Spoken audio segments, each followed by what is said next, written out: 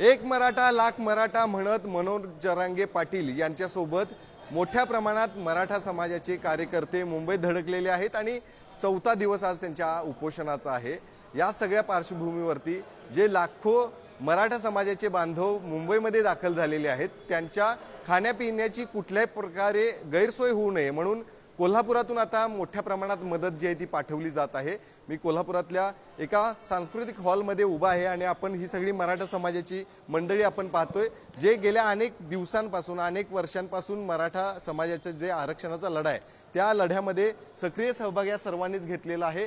मोठ्या प्रमाणात मदत जी आहे ती आता मुंबईला या ठिकाणी पाठवली जाते। आपण जर ही दृश्य पाहिली तर गावागावातून अशा पद्धतीनं साहित्य जे आहे ते आता दाखल व्हायला सुरुवात झालेली आहे आणि जे जमा झालेलं साहित्य आहे ते मुंबईकडे आज रवाना करणार आहे। आपण हे साहित्यावरती एक नजर टाकूया। यामध्ये बघितलं तर मोठ्या प्रमाणात फरसाण असू दे, लाडू असू देत, पिण्याच्या पाण्याच्या बॉटल्स असू देत, सफरचंद फळं जे आहेत ती देखील आपण या ठिकाणी पाहतोय। मोठ्या प्रमाणात भाकरी चपात्या देखील कोल्हापुरातून आता मुंबईच्या दिशेने रवाना होणार आहे आणि त्याच घेऊन जाण्यासाठी कोल्हापुरातले अनेक सांस्कृतिक मंडळं जी आहेत ती देखील सरसावलेली आहेत। काही गावातून देखील नागरिक या मदतीसाठी पुढे आल्याचं पाहायला मिळते। या सगळ्या पार्श्वभूमीवरती अनेकांच्या आपण प्रतिक्रिया घेणार आहोत। काय सांगाल? खरं तर मनोज जरांगे पाटील यांचा संपूर्ण लाखो मराठा बांधवांचा ताफा मुंबईमध्ये आहे, त्यांची कुठलीही गैरसोय होऊ नये म्हणून आता तुम्ही हे पुढाकार घेतलाय।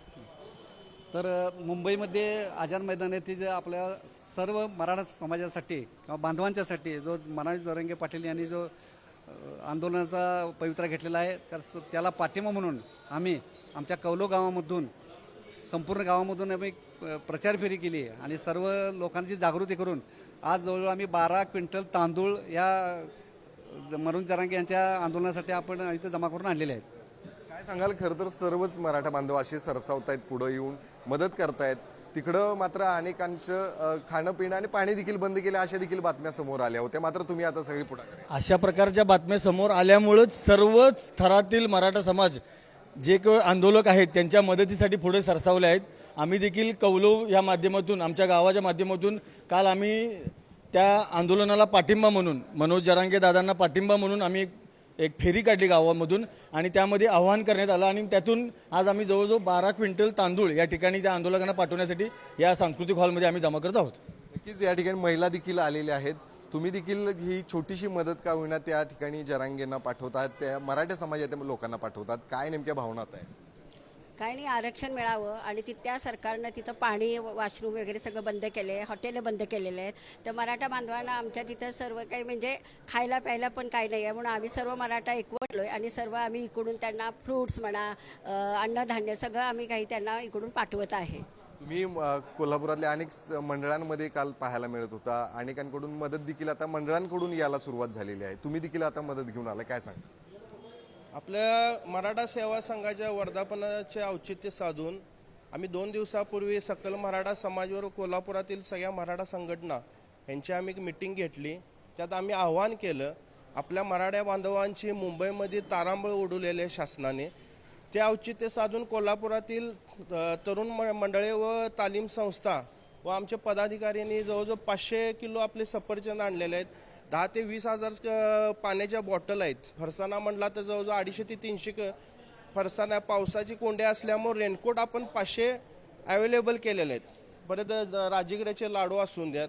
अशा प्रकारे आज घेऊन मी स्वतः मुंबईला रवाना होणार आहे आणि तिथं आपण हे वाटपाचा कार्यक्रम करणार आहे। नक्कीच वसंताना मुळीक साहेब देखील आहेत, काय सांगाल?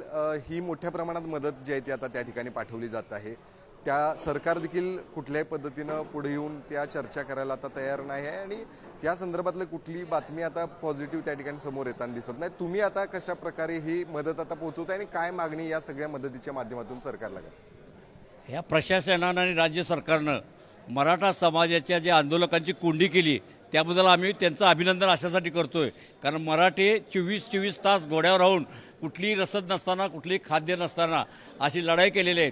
त्यामुळं आत्ता जी आमची कोंडी केलेली आहे, ही कोंडी केलेली पाहिल्यानंतर तमाम महाराष्ट्रातून अशा गाड्या त्या गाड्या धान्य भरून निघालेल्या आहेत. या ठिकाणी एक कोरडं खाऊ घेऊन जात असताना कोल्हापुरात आम्ही काल आव्हान केलं आणि आज एक पहिल्या दिवशी एक ट्रकपेक्षा जास्त या ठिकाणी माल जमलेला आहे. आमची मागणी काय आहे की आम्हाला टिकणारं ओबीसीमधलं आरक्षण पाहिजे आहे. आम्हाला पाहिजे आहे काय तर हैदराबाद, बॉम्बे, सातारा असं कोल्हापूरचे गॅजेट आहेत त्या स्वीकारा अशा पद्धतीच्या मागण्या घेऊन करत असताना सरकारकडून जे नकारात्मक दिसतंय ह्याच्यापेक्षा जास्त उद्या गणपती गेल्यानंतर तिथं बसायला जागा असणार नाही. कारण चेंबूरला जावा, वरळीला जावा, दादरला जावा, बगल तिकडे मराठा दिसायला आहे. ह्याच्या 10 पट मराठा त्या ठिकाणी जाणार आहे आणि त्यामुळं शासनानं तातडीनं हे जे काय वाटाघाटी चालू ठेवायचे आहेत त्या ठेवा, अन्यथा त्याचा खूप मोठा परिणाम महाराष्ट्रभर होणार आहे. का सरकारलाही आता शक्य होत नाही? गेल्या अनेक वर्षांपासून ते देखील ज्यावेळी सत्तेत नव्हते त्यावेळी मात्र सत्ताधाऱ्यांना ते म्हणायचे की हे शक्य होऊ शकतं. मात्र आता जे सत्तेत आहेत ते देखील ही उत्तर देतात. जे सत्तेमध्ये गेल्यावेळी होते ते देखील तीच उत्तर देत आहेत. का नेमकं हे सगळं प्रश्न जो आहे तो मराठा समाजाचा आजपर्यंत त्या ठिकाणी लटकला असं वाटतं आणि आता तुम्ही मदतीच्या माध्यमातून त्या ठिकाणी प्रश्न मांडता? आज एका हाकेवर ज्या कोल्हापूर शहरातल्या संघटना आहेत, ज्या गेली कित्येक वर्ष मराठा आंदोलनावर काम करत आहेत, त्या सगळ्या एकवटल्या आहेत. तसेच समाजातील दानशूर व्यक्ती या लोकांनी सुद्धा इथं भरभरून मदत केलेली आहे. एक दिवसात ही मदत गोळा होणे एवढं शक्य नाही आहे की ज्या समाजाबद्दल इतक्या लोकांच्याबद्दल प्रेम भावना इतक्या उत्स्फूर्त आहेत की ते पूर्णपणे जरांगे साहेबांच्या पाठीशी आज उभारलेले आहेत. आज मराठा समाजानं जरांगेंना आपला नेता म्हणून स्वीकारलेला आहे. अशा परिस्थितीत आणि आज देशात बघितलं तर एक मूठ सरकारला तुम्ही आता काय नेमकी मागणी या सगळ्या माध्यमात? आज देशात त्यांचं सरकार आहे, महाराष्ट्रात आहे, तसंच केंद्रात सुद्धा आहे. आज त्यांना कुठल्याही प्रकारची अडचण येणार नाही आहे, तर त्यांनी ते आरक्षण द्यावं. आज ते असे म्हणू शकत नाहीत की विरोधी पक्ष आम्हाला आरक्षणापासून तटवा लागले आहेत.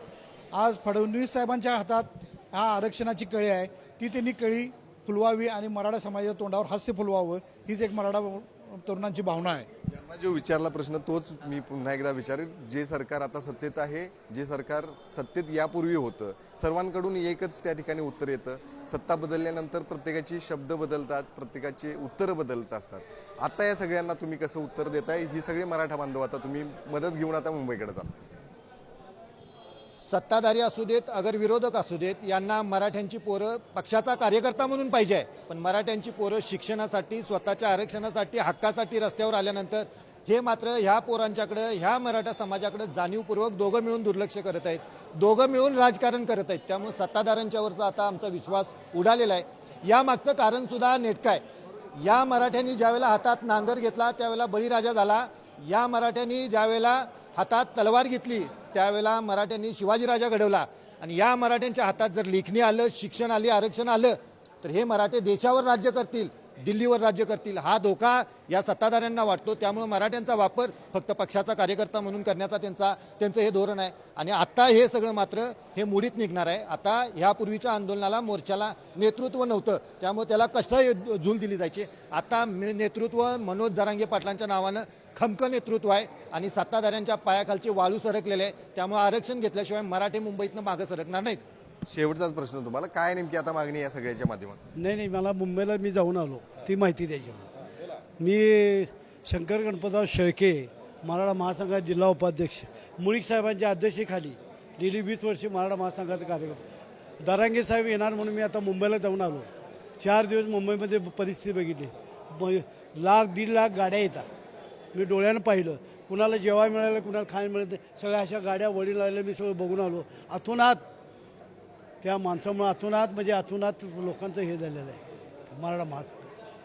एवढंच मला सांगायचं होतं. मुंबईत हां, काय नेमकी भावना आता निर्माण झाली मनात की तुम्ही आता हे सगळं साहित्य पाठवताय? नाही, भावना म्हणजे त्या लोकांचे एवढे हाल आहेत मुंबईमध्ये. ज्या लोकांचे जे गाड्या थांबल्या त्यांचे एवढं हाल आहे की त्यांना साधंपणे, आम्ही डोळ्यानं पाहिलं की लोक संडास आणि बाथरूम तिथं करतात, गाड्या लावल्या शेजारी करतात. हे डोळ्यानं पाहून मी काल रात्री आलो मुंबईला. 4 दिवस मी साहेबांच्याबरोबर मुंबईला होतो.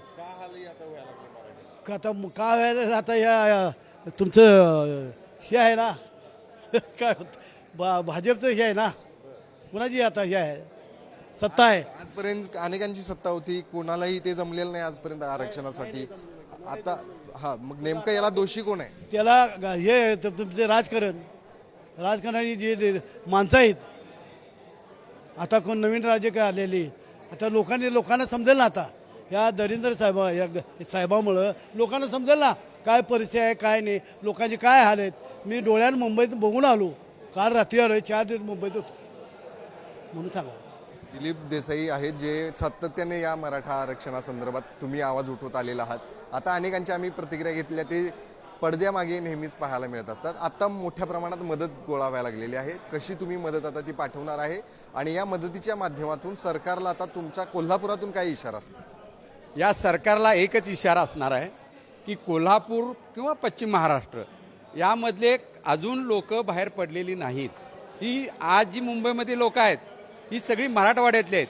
आमच्याकडं गौरी गणपतीचं विसर्जन उद्या होतंय आणि बुधवारी प्रचंड प्रमाणात पश्चिम महाराष्ट्रातली सर्व लोक ही मुंबईमध्ये दाखल होणार आहेत.